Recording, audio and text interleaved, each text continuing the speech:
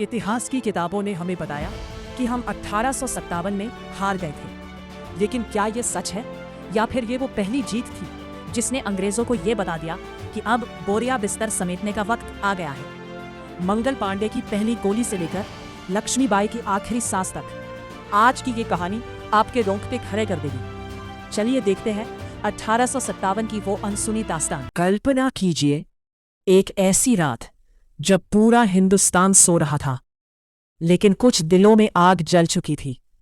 एक अफवाह, एक कारतूस और एक अपमान जिसने लाखों लोगों के अंदर छुपे गुस्से को जगा दिया।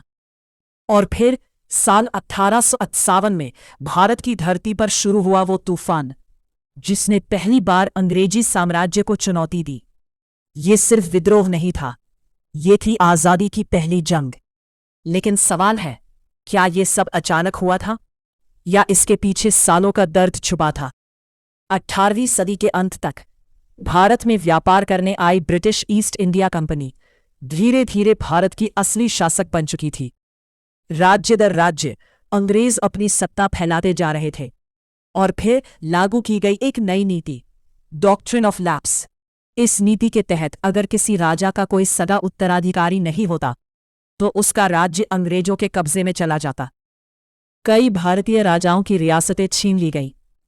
लोगों के मन में गुस्सा बढ़ता गया, लेकिन अभी तक ये गुस्सा बस चुपचाप सुलग रहा था।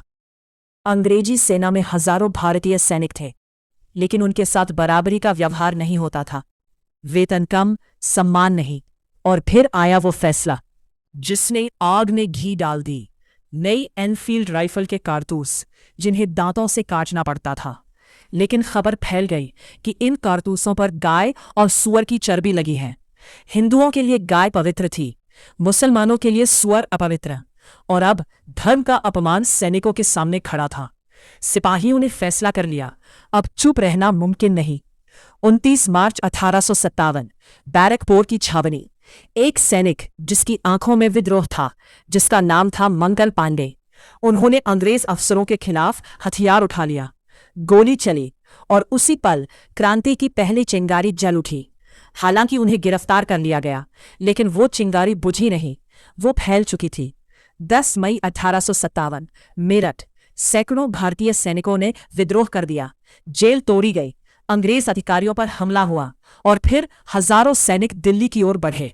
दिल्ली पहुंचकर उन्होंने मुगल सम्राट बहादुर शाह जफर को भारत का सम्राट घोषित कर दिया।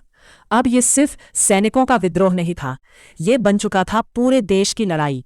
विद्रोह अब पूरे उत्तर भारत में फैल चुका था। कानपुर में नाना साहिब ने अंग्रेजों के खिलाफ मोर्चा संभाला। लखनऊ में बेगम हजरत महल ने विद्रोह का नेतृत्व किया। और झांसी में एक ऐसी वीर रानी थी जिनकी बहादुरी आज भी इतिहास में अमर है। रानी लक्ष्मीबाई, घोड़े पर सवार, हाथ में तलवार और दिल में आजादी का जुनून। उन्होंने अंग्रेजों को साफ शब्दों में कहा, मैं अपनी झांसी नहीं दूंगी। लेकिन अंग्रेजों की सेना बहुत मजबूत थी। उन्होंने धीरे धीरे शहरों पर दोबारा कब्जा करना शुरू कर दिया। दिल्ली, कानपुर, झांसी, क्रांति के बड़े केंद्र एक एक करके गिरते गए। कई क्रांतिकारी शहीद हो गए, लेकिन उन्होंने एक ऐसी विरासत छोड़ी जो कभी खत्म नहीं होने वाली थी। 1857 की क्रांति भले ही सफल नहीं हुई, लेकिन उसने भारतीयों को एक समझा दी कि अगर पूरा देश एक साथ खड़ा हो जाए तो कोई भी ताकत उसे गुलाम नहीं बना सकती। और यही सोच धीरे धीरे पूरे भारत में फैलती गई।